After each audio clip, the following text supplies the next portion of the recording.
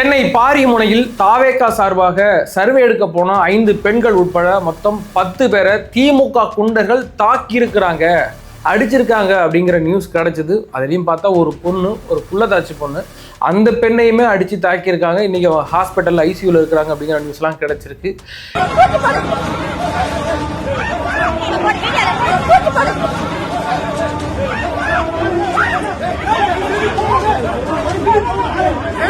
இந்த களம் எதை உணர்த்துது?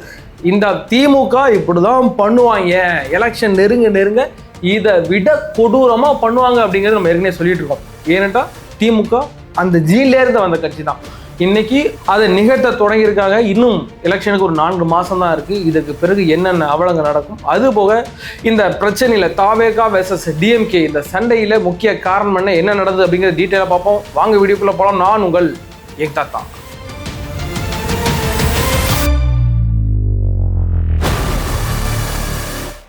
சென்னை பாரிமுனையிலே நேற்றைய தினம் 5 பெண்கள் மற்றும் 5 ஆண்கள், அதில் ஒரு பெண் மாசமா இருக்காங்க. இவர்களெல்லாம் தாவேகா தோழர்கள். அதாவது ஒரு சர்வே எடுக்கிறதுக்காக சென்னை பாரிமுனைக்கு போயிருக்கிறாங்க. அப்பொழுது அங்கே ஒரு சில வாக்குவாதம் ஏற்பட்டிருக்கு. அந்த ஏரியா யாருடைய கண்ட்ரோலில் இருக்குன்னா சேகர்பாபுவோட கண்ட்ரோலில் இருக்குது. சென்னையில் எங்கே எடுத்துக்கிட்டாலும் சரி, சென்னை சேகர்பாபுவோட கண்ட்ரோலில் தான் இருக்குது. அப்படி அங்கே சர்வே எடுத்துக்கிட்டு இருக்கும்போது ஒரு 50 குண்டர்கள், திமுகவை சேர்ந்த அந்த வட்ட செயலாளர் அவர் மூலமாக ஒரு 50 ஆள் வந்து இந்த இடத்துல உனக்கு என்ன வேலை, நீ யார் ஏன்ட்டு அவங்கெல்லாம் துண்டு போட்டிருக்காங்க. நாங்கள் இது மாதிரி விஜய் தாவேகாவை சார்ந்தவங்கன்னு சொல்கிறாங்க. அதுக்கு பிறகு இந்த இடத்த விட்டு நீங்களாம் வெளில போங்க, நீங்கள் வரக்கூடாது அப்படின்ட்டு. இது யார் உங்களுக்கு அந்த ரைட்ஸை கொடுத்தா? தமிழ்நாட்டில் நாங்கள் எங்கேனாலும் போகலாம், எங்கேனாலும் பிரச்சாரம் பண்ணலாம், நான் ஜஸ்ட் சர்வே எடுக்க தாங்க வந்திருக்கேன் அப்படின்ட்டு இருக்காரு. அதற்கு பிறகு 2 பேருக்கு வாக்குவாதமாகி பெரிய அளவில் திமுக குண்டர்கள் இவங்களை ஃபுல்லாக அடிச்சிருக்காங்க. அதோட யாருடைய ஆட்கள்னு பார்த்தீங்கன்னா எல்லாருமே சேகர்பாபுவோட ஆட்கள். அந்த ஏரியாவில் உள்ள சேகர்பாபுவோட ஆட்கள் தான் வந்து அடிச்சிருக்கிறாங்க.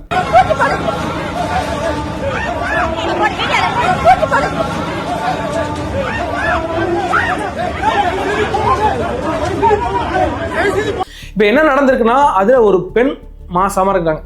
புள்ளத்தாச்சி பொண்ணையா அதை போய் எட்டி உதச்சிருக்கிறானுங்க.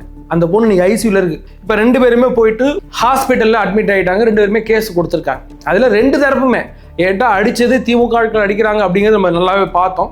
இதில் என்னன்னா, அடித்த திமுக ஆளுக்கு போயிட்டு கம்ப்ளைண்ட் கொடுத்தாங்கல்ல, நான் அடிச்சுட்டு மட்டும் கம்ப்ளைண்ட் கொடுக்க முடியாதுல்ல. அவங்க என்ன பண்ணிட்டாங்கன்னா, அந்த ஏரியாவில் ஒரு 4 பேரை செட்டப் பண்ணி, 4 பெண்களை செட்டப் பண்ணி எங்களை வந்து விஜய்க்கு ஓட்டு போடுன்னு சொல்லி அடித்தாங்க. ஆக்சுவலி லாஜிக் இருக்குதா?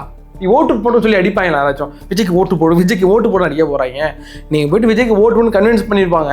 இல்லை நான் போடலன்னா திரும்பி வர போகிறாங்க. இதானே எல்லாம் நடக்குது. இது என்ன பண்ணிட்டாங்கன்னா, இந்த திமுக ஆட்கள் அவங்க ஒரு 4 ஆளை செட் பண்ணி அங்கே உடனே கம்ப்ளைண்ட் கொடுத்தாச்சு. என்ன அடித்தாங்க, என்னை நெஞ்சில் குத்திட்டாங்க அப்படின்னு 2 லேடி வந்து கொடுக்குறாங்க. உண்மையாக தாக்கப்பட்டது இவங்க, அதுக்கு வீடியோ ப்ரூஃப். அதே மாதிரி தாவேகா சார்பாகவும் போயிட்டு கம்ப்ளைண்ட் கொடுத்துருக்காங்க. அது இந்த பிரெக்னன்ட் லேடி ரொம்ப மோசமாயிடுச்சு, ஏன்டா அவங்கள மார்பிளை எட்டி உதச்சிருக்காங்க அப்படின்னு அவங்களே வந்து சொல்கிறாங்க. அது பிறகு இன்னொருத்தர் வந்து ஒரு ஆட்டோ டிரைவர் ஒருத்தர், அவருமே எட்டி உதச்சிருக்காங்க. அவருக்குமே ரொம்ப சிவியரான ஒரு இன்ஜுரி ஆகிருக்கு. 2 பேருமே கொண்டு கேஸ் கொடுத்துருக்காங்க. நல்லபடியாக ரெக்கவரி வெளில வந்துட்டு அவங்க பேட்டி நம்ம பார்த்தோம். ஓகே, அது எப்படி ஒரு பொண்ணை போய் அடிக்கிறவங்களுக்கு, இந்த குண்டர்களுக்கு அவ்வளோ தைரியம் வந்துச்சு? எல்லாருக்கும் ஒன்று மட்டும்தான், பயம். விஜயை பார்த்தா பயன்ற ஒரு காரணத்தினால தான். ஏன்டா இதுக்கு முன்னாடி நடந்திருக்கு. இதே முன்னாடி விஜயகாந்த் அவர்கள் புதுசாக கட்சி ஆரம்பிக்கும் போது இதே மாதிரியாக அந்த தேமுதிக ஆட்களை அடிச்சாங்க. அதுக்கு பிறகு கமலஹாசனுக்கு இந்த பிரச்சனை வந்திருக்கு. தற்போது விஜய் அவர்களுக்கு பிரச்சனை வந்திருக்கு. நான் மற்றவங்கள விட விஜய்க்கு ஏன் இவ்வளோ ஃபோக்கஸ்னா, விஜய் எப்படிப்பட்ட தாக்கத்தை ஏற்படுத்த போறாரு அப்படிங்கிறது அவங்களுக்கு தெரியும். அதனால இந்த பயம். இது மிகப்பெரிய கண்டனத்துக்குரியதான். இதற்கு விஜய் அவர்கள் ஒரு அறிக்கை ஒன்று விட்டார். தாவேகா பார்த்து திமுக பயப்படுகிறது, அதனால எங்க தோழர் மேல கையை வச்சுட்டீங்க அப்படிலாம் சொல்லியிருந்தாங்க. எனக்கு இதுல மிகப்பெரிய ஒரு மாற்று கருத்து இருக்கு. விஜய் அவர்கள் இந்த இடத்துல வந்து அந்த அடிபட்டு கிடக்குறாங்களா, ஐசியூல இருக்காங்களா, அவங்க நேரடியா சந்திச்சிருந்தா நீங்க எப்படி இருந்திருக்கும்? களமே மாறி இருக்கும். ஏனென்றா வேற ஏதோ ஒரு பிரச்சனை, அதுக்கு விஜய் குரல் கொடுக்கல, இந்த பிரச்சனைக்கு குரல் கொடுக்கல அப்படின்னு நம்ம எவ்வளவு விமர்சனங்கள் வச்சிருக்கோம். சொந்த கட்சியினர் அடிபட்டு கிடக்குறாங்க, அதுவும் ஆளுங்கட்சியால அடிக்கப்பட்டு அங்க ஐசியூல இருக்கிறாங்க. அப்படிங்கிற பட்சத்துல விஜய் அவர்கள் நேரடியாக போய் சந்திச்சிருக்கணுமா இல்லையா? இன்னைக்கு விஜய் விட்ட அறிக்கை எந்த விதத்திலுமே பயன்படாது, எந்த பிரயோஜனமே கிடையாது. விஜய் அவர்கள் இதெல்லாம் ஏன் வாய்ஸ் அவுட் பண்ண மாட்டாரு? ஃபர்ஸ்ட் ஏன் வெளியில வர மாட்டாங்கிறாங்க? ஏற்கனவே விஜய் வெளியவா, விஜய் வெளியவா அப்படின்னு எல்லாம் கூப்பாடு போடுறாங்கன்னு விஜய் அவர்கள் சொல்லியிருந்தாரு. உண்மையிலே நாங்களே சொல்றோம், நீங்க வெளியில வாங்க, வந்து அரசியல் பண்ணுங்க. நீ எலெக்ஷனுக்கு 3-4 மாசம் தாங்க இருக்கு. இன்னுமே நான் எனக்கு ஒரு ஸ்ட்ராட்டஜி இருக்கு, நான் இந்த டைம்ல தான் வருவேன், நான் இந்த டைம்ல தான் நான் வரமாட்டேன் அப்படிங்கிறதெல்லாம் எதுக்குமே உதவாது. சாதாரண மக்களுக்கு உணர்வுபூர்வமாக நீங்கள் பண்ணினா மட்டும்தான் உங்களுக்கு அவங்களுடைய ஓட்டு கிடைக்கும். ஏட்டா இப்போ வந்து விஜயோட ரசிகர்கள் கண்டிப்பாக யாருக்கு ஓட்டு போடுவாங்க? விஜய்க்கு தான் ஓட்டு போடுவாங்க. நீ வா, வராமல் இரு, அரசியல் பண்ணாமல் இரு, நான் என் தளபதிக்கு தான் ஓட்டு அப்படிங்கிற எந்த மாற்று கருத்தும் கிடையாது. ஆனால் இப்போ ரெண்டுக்கும் இடையில ஒருத்தர் இருப்பான்ல, எனக்கு அந்த கட்சியும் வேண்டாம் இந்த கட்சியும் வேண்டாம், பரவாயில்ல விஜய் எவ்வளோ பரவாயில்ல அப்படின்னு நினைப்பான்ல, அவன் விஜய் ரசிகனாகவே இருக்க மாட்டான், அவன் வேற ஒரு ரசிகனாக இருப்பான், வேற ஒரு கட்சியிலேருந்து வந்திருப்பான். அவனுக்கு ரெண்டு மைண்டடாக இருக்கும். மதில் மேலே இருக்கிற பூனமாக இருக்கும், யார் நல்லவன் யாருக்கு போடலாம், இந்த வாட்டி பரவாயில்ல விஜய்க்கு போடலாம்னு என்ன இருக்கும்ல, அவன் மனசை மாற்றி விட்டுரும். ஏன்னு கேட்டிங்கன்னா விஜய் ரசிகர்கள் மட்டும் ஓட்டு போட்டால் கண்டிப்பாக விஜய் ஜெயிக்க முடியாது. பல தரப்பட்ட மக்கள் விஜய்னு படத்தை கூட பார்க்காத, விஜயை பிடிக்காத நபர்கள்லாம் இப்போ வந்து சேர்றாங்கல்ல, பரவாயில்ல நான் விஜய்க்கு ஓட்டு போடுறேன்னு ஒரு மனநிலை வருது இல்லை, அவர்கள்லாம் ஓட்டு போட்டால் தான் விஜய் ஜெயிக்கலாம். அவர்களின் நம்பிக்கையை விஜய் பெறணுமா இல்லையா? இப்போ நீங்கள் இந்த வீடியோ பார்த்துக்கிட்டு இருக்க உங்களுக்கு நான் சொல்றது உங்களுக்கு கஷ்டத்தை ஏற்படுத்தலாம், ஆனாலும் உண்மைதான். விஜய் அவர்கள் அந்த களத்தில் வந்திருந்தா களமே மாறி இருக்கும். லோக்கல் மீடியாவில இருந்து நேஷனல் மீடியா வரைக்கும் இன்னைக்கு தான் பேச்சா இருக்கும். ஒரு திமுக ஆட்கள் வந்து அட்டாக் பண்ணிட்டாங்க தாவேக்காவை, அதனால விஜய் நேரடியாக வெளில போய் அங்கே சந்திச்சார், அது பரபரப்பாக இருக்கும். இப்படி தானே அரசியல் பண்ணணும். இதே மாதிரி கரூரில் ஒரு பிரச்சனை நடக்குது, ஸ்டாம்பேட் நடக்குது, என்னதான் அன்றைக்கி அங்கே விஜய் நின்றுக்கணும், அங்கே நின்றுக்கணும் அப்படின்னு நம்மலாம் சொல்கிறோம். இருந்தாலும் அவர் பாயிண்ட் ஆஃப் வியூவில் யோசிச்சு பார்த்தா அன்றைக்கி அங்கே இருக்கிறது சாத்தியம் இல்லை, அது வந்து இன்னும் பிரச்சனையை உண்டாக்கும் அப்படிங்கிறது எனக்கும் உள்ளுணர்வு தோணுச்சு. விஜய் அவர்கள் போனால் ரைட் ஓகே. அதற்கு பிறகு ஒரு மாதத்துக்கு பிறகாவது கரூரில் போய் அந்த மக்களை சந்திச்சுக்கணுமா இல்லையா? அப்பயும் சந்திக்கலை. அப்பயும் ஒருத்தன் என்னடா இந்த மனுஷன் இப்படி பண்ணுறாரு, போய் அங்கே சந்திச்சானே, ஏன்டா இன்னைக்கு எவனோ திட்டுறான் ஓடுகாலி விஜய் ஓடுகாலின்னு சொல்லும் போது மனசு வலிக்குது. என்னதான் அவன் ஒரு கீழ்த்தரமாக ஒரு வார்த்தையை சொன்னாலும் அது உண்மை தானே. அன்னைக்கு விஜய் போயிட்டாருல்ல, அன்னைக்கு அட்லீஸ்ட் திருச்சியில் வந்து நின்றுக்கலாம்ல, திருச்சியில் எங்கேயாச்சும் ரூம் எடுத்து நான் இன்னைக்கு இருக்கிறேன், இந்த பிரச்சனையை முடிச்சுட்டு தான் போவேன் அப்படின்னு சொல்லியிருந்தா அது நல்லா இருந்திருக்கும்ல அப்படின்னு தோணுதில்லை எனக்கு. அதே மாதிரி இந்த விஷயத்துலையும் சரி, தாவேக்கா தோழர்களை நேரடியாக போய் சந்திச்சிருந்தா நல்லா இருந்திருக்கும்ல. இதே மாதிரி நிறைய பிரச்சனை இருக்குது. அண்ணா பல்கலைக்கழகத்தில் இப்போ ஒரு பாலியல் வன்புணர்வு ஒரு கொடுமை நடந்துச்சு, அதை எதிர்த்து தாவேக்கா மகளிர் அணியை சேர்ந்தவங்கலாம் போயிட்டு அங்கே வந்து துண்டு பேப்பர் கொடுத்துட்டு இருந்தாங்க. அவங்களெல்லாம் எங்கன்னா கைது பண்ணி கொண்டு போயிட்டாங்க, புஷி ஆனந்தை கைது பண்ணி கொண்டு போயிட்டாங்க. விஜய் அவர்கள்ட்ட ஒரே ஒரு அறிக்கை மட்டும் வந்துச்சு. அந்த இடத்துல நேரடியாக விஜய் போய் சந்திச்சிருந்தா பத்திக்கிட்டு எரிஞ்சிருக்கும் அரசியல் கிழமை உண்மையிலேயே. அதே மாதிரி தூய்மை பணியாளர் அந்த போராட்டம் நடந்துகிட்டு இருக்கும்போது அவங்க நேரடியாக பனையூருக்கு அழைச்சிட்டு வந்து அங்கே வச்சு அவங்களுக்கு வந்து அவங்க குறைகளை கேட்டு தெரிஞ்சுக்கிட்டாரு. அதுவுமே எனக்கு பெரிய வருத்தம் தான். மழையால் பாதிக்கப்பட்ட மக்களை நேரடியாக பனையூருக்கு கூப்பிட்டு அங்கே வந்து உதவி பண்ணுறாரு. அதெல்லாமே நீ ஏன் களத்துக்கு வர மாட்டேங்கிறார், என்ன பிரச்சனை, உங்களோட ஸ்ட்ராட்டஜி அப்படி என்னதான் சார் உங்கள் ஸ்ட்ராட்டஜின்னு எனக்கே கேட்க தோணுதுங்க. சாதாரண தாவேக்கா தொண்டனுக்கு இருக்குது, தலைவர் என்ன ஸ்ட்ராட்டஜி தான் வச்சிருக்கிறாரு, ஏன் வெளியே வர மாட்டேங்கிறாரு. மற்ற கட்சி தலைவர் மாதிரி இதே வேற ஒரு ஆளுக்கு இதை மாதிரி சந்தர்ப்பமாக கிடச்சிது, இவ்வளோ ஒரு கூட்டம் கிடச்சிதுன்னா செம்மையாக அரசியல் பண்ணிகிட்டு இருப்பாங்க. இதே விஜய் கட்சி தொடங்குலேருந்து இன்னைக்கு வரைக்கும் இப்போ நாங்கள் சொல்கிற மாதிரி ஒரு பொலிட்டிக்கல் நரேட்டிவ் செட் பண்ணியிருந்தா இன்னைக்கு லெவலுக்கு 30% கையில் வச்சுக்கிட்டு அதுக்கு பிறகு எலெக்ஷனை சந்திச்சுட்டு அந்த லெவலுக்கு வந்திருக்கும். இதுக்கு பிறகு எல்லாமே லாபம் 35%, 45 போயிருக்கும். ஆனால் இன்னைக்கு ஜெயிப்போமா இல்லையாங்கிற ஒரு பயம் இருக்குல்ல, அதற்கு காரணமே விஜய் அவருடைய ஸ்ட்ராட்டஜி தான். அந்த ஸ்ட்ராட்டஜியில் எனக்கு பெரிய உடன்பாடு கிடையாது. இன்னும் எலெக்ஷன் இருக்குது, 3 மாதம் தான் எலெக்ஷன் இருக்குது, ஒவ்வொருத்தரும் அடிக்க ஆரம்பிப்பான். இதுக்கு பிறகு தான் கங்கணம் கட்டி அடிக்க ஆரம்பிப்பாங்க. இப்போ ஏற்கனவே திமுக அந்த கரூர் ஸ்டாம்பேட் மேட்டரை கையில் எடுக்குது. 41 பேர் இறப்புக்கு விஜய் தான் காரணம், விஜய் தான் பதில் சொல்லணும். அன்னைக்கு ஏன் விஜய் போகலை அப்படின்னு நம்ம கள்ளக்குறிச்சியில் 66 பேர் செத்து போனாங்கல்ல, அதுக்கு நீ ஏன் போகலை அப்படின்னு கேட்டால் அவங்க எல்லாம் பதில் சொல்ல முடியாது. ஆனால் நம்ம பக்கத்தில் ஒரு தப்பு இருக்குது அப்படிங்கிறது உண்மை. இப்போ நாம் தமிழர் கட்சிக்காரன் அவன் பின் அரசியல் பண்ணியே வாழ்ந்தவன். நாம் தமிழர் கட்சிங்கிறது பின் அரசியலே வந்தது. ஈழத்தில் 1.5 லட்சம் பேர் இறந்து போனான், ஈழத்தில் 1.5 லட்சம் பேர் இறந்து போனான்னு சொல்லி தான் அந்த கட்சியை வளர்த்தாங்க. இப்போ இந்த கரூருக்கு வந்துட்டாங்க, கரூர் 41 பேர் இறந்து போயிட்டாங்க. 41 பேர் இறந்து போயிட்டாங்கன்னா அதை வச்சு அரசியல் அவன் பின் அரசியல் செஞ்சே வளர்ந்தவன், அவன் கையில் எடுத்துட்டான். இப்படிதான் இருக்கும். விஜய் ஒவ்வொருத்தனும் அடிக்க ஆரம்பிச்சிட்டாங்க. அதிமுக அடிக்குது, பிஜேபி அடிக்குது, திமுக அடிக்குது, பிசிக அடிக்குது, நாம் தமிழர் கட்சி அடிக்குது, தமிழக வாழ்வுரிமை கட்சி அடிக்குது, பாமக ராமதாஸ் குரூப் அடிக்குது, டிடிவி குரூப் அடிக்குது. விஜய்ன்ற ஒத்த நபரை இத்தனை பேர் சேர்ந்து அடிக்கிறாங்க.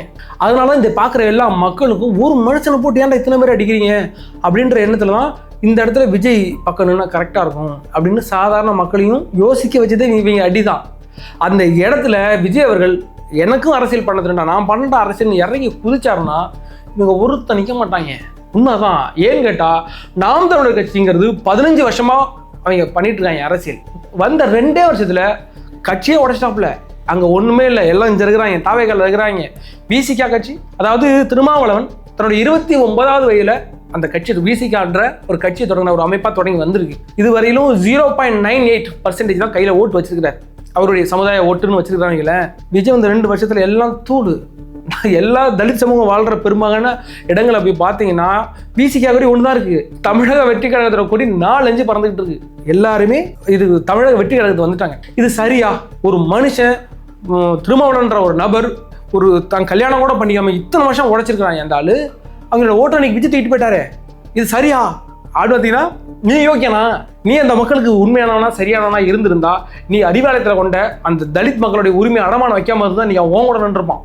இன்னைக்கு அதனால நான் தாவேக்காக வந்துட்டாங்க. இல்ல, நான் எதுக்கு சொல்றேன்னா, அப்படியாக பல வாரியான மக்களின் நம்பிக்கையை பெற்ற ஒரு நபராக விஜய் இருக்கிறார், உண்மைதான். ஆனா அதற்கெல்லாம் விஜய் வெளியிருந்து வாய்ஸ் அவுட் பண்ணுங்க.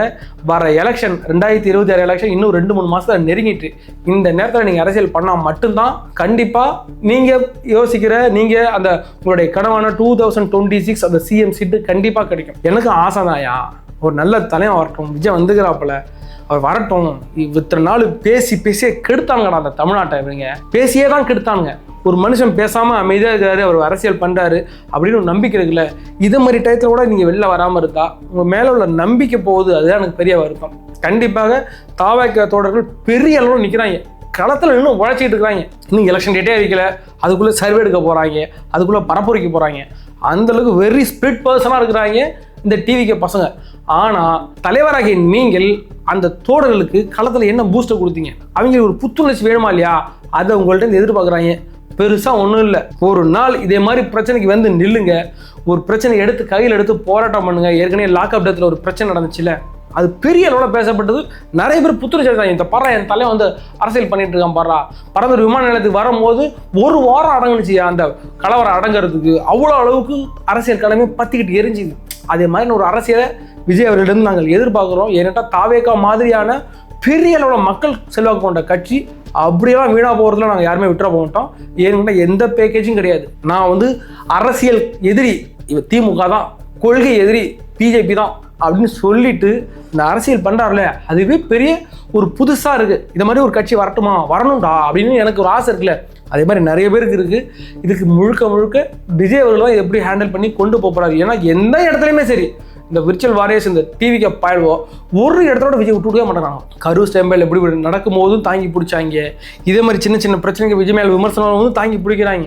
அப்படிப்பட்ட தோடர்களை வச்சுக்கிட்டு பெரிய அளவில் கொண்டு போகலாம். வர இருக்கிற 2026 எலெக்ஷன் எப்படி இருக்க போகுது, எந்த மாதிரி இருக்க போகுது, விஜய் அவர்கள் எப்படிப்பட்ட அரசியல் பண்ண போகிறார் அப்படிங்கிறத பொறுத்து இருந்து பார்ப்போம். வேறொரு வீடியோவில் சந்திக்கு வரை உங்களிடம் விடுவது நான் உங்கள் யங் தாத்தா.